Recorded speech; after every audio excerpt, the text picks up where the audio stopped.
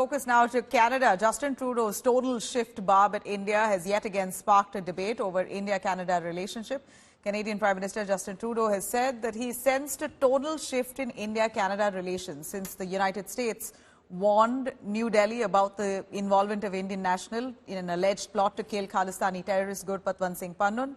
Trudeau stated India can't bluster their way through the issue now and in fact emphasized that Canada does not want to engage in a fight with India right now over this. He's also stressed that importance of standing up for people's safety and the rule of law is primary. Meanwhile, Hamas has also praised and thanked Canadian government after it vouched for Gaza's ceasefire. Hamas has also said Canada was in the right direction in isolating the fascist Israeli government. I think there is the beginning of an understanding that they can't bluster their way through this, and there is an openness to collaborating in a way that perhaps they were less open before. There's an understanding that maybe just churning out attacks against Canada isn't going to make this problem go away. So something has changed since that indictment was made public? I wouldn't say it's changed, but there might be a tonal shift, perhaps. Despite the United States position, the Hamas movement is watching the growing calls by several Western governments to end the aggression on Gaza. In addition to the other calls worldwide demanding immediate ceasefire in Gaza Strip, the last of which was the statement by Canada, Australia, and New Zealand backing sustainable ceasefire in Gaza. We welcome these developments and consider them in the right direction toward isolation the fascist Israeli government globally and ending the longer ever occupation in our modern time.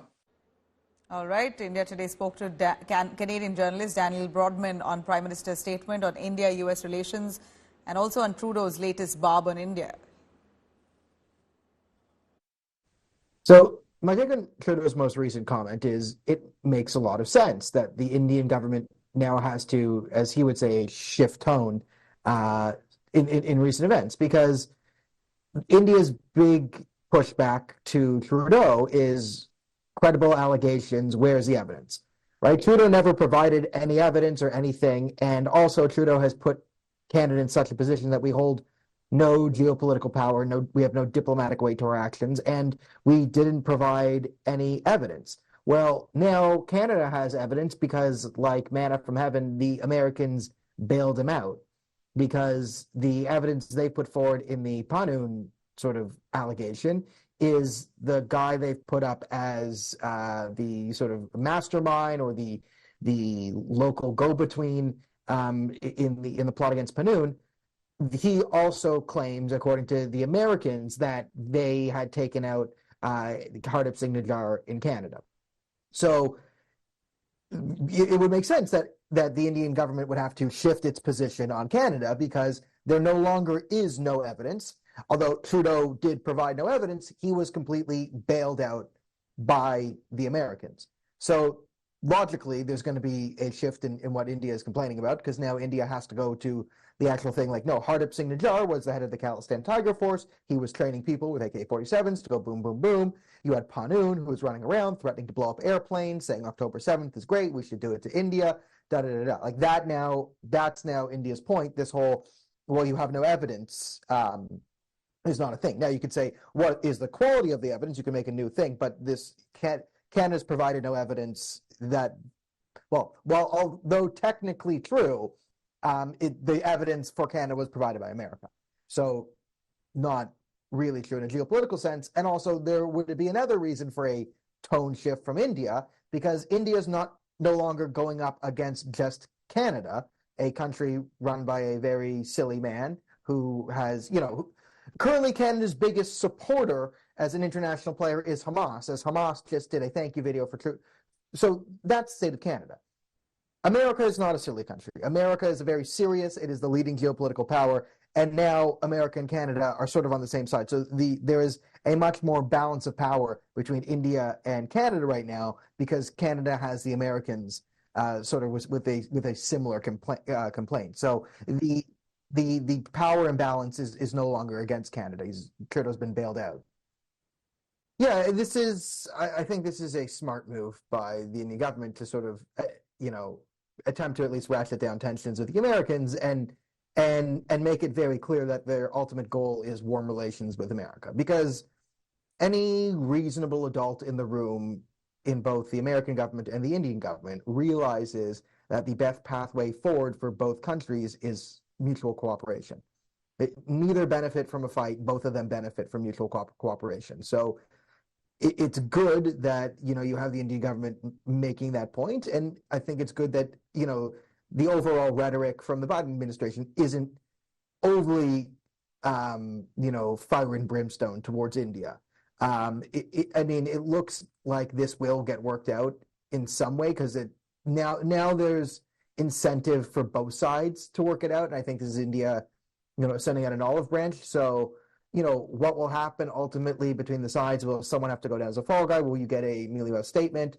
This and that. You also have the problem of, the Khalistanis running around that are causing these diplomatic tensions. Like, ultimately, the major problem is, Khalistani extremist terrorism. And, in my country of Canada, they're harassing and attacking Canadians, and they have committed terrorism against Canadians and Indians, and they're, sending assassins to India.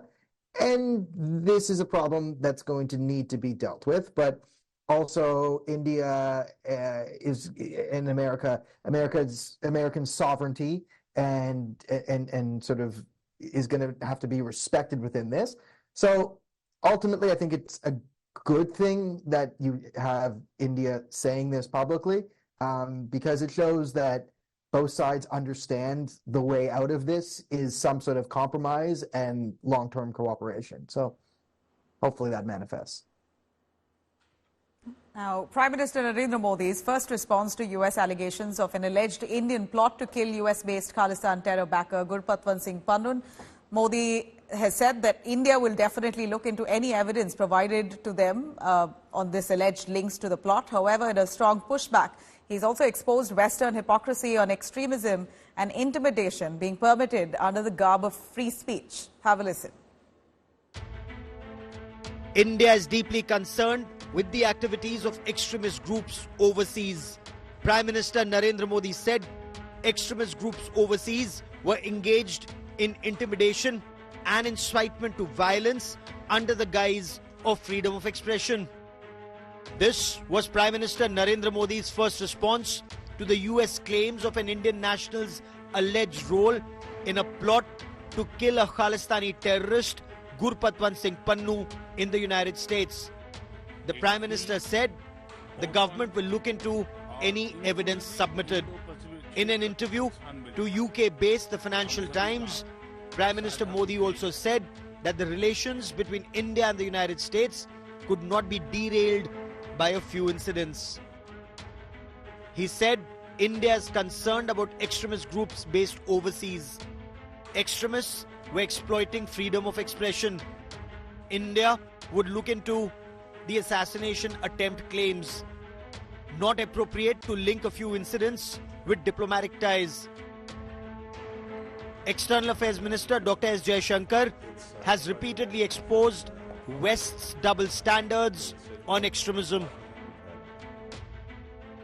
The Prime Minister underscored the importance of security and counter-terrorism cooperation. He said it had been a key component of the ties between India and the US. The Prime Minister insisted there is strong bipartisan support for the strengthening of this relationship, which is a clear indicator of a mature and stable partnership. The United States had earlier claimed to have foiled a plot to assassinate Khalistan terror supporter Gurpatwant Singh Pannun with the arrest of Nikhil Gupta, a 52-year-old Indian national suspected of being a gun for hire. Gupta, according to the US, had agreed to pay an assassin $100,000 to kill Pannun in the US. The United States also claimed that Gupta was regularly in touch with an Indian official in New Delhi. Gupta was arrested in the Czech Republic at the request of the United States in connection with his alleged participation in the plot to kill Pannun. Bureau Report, India Today.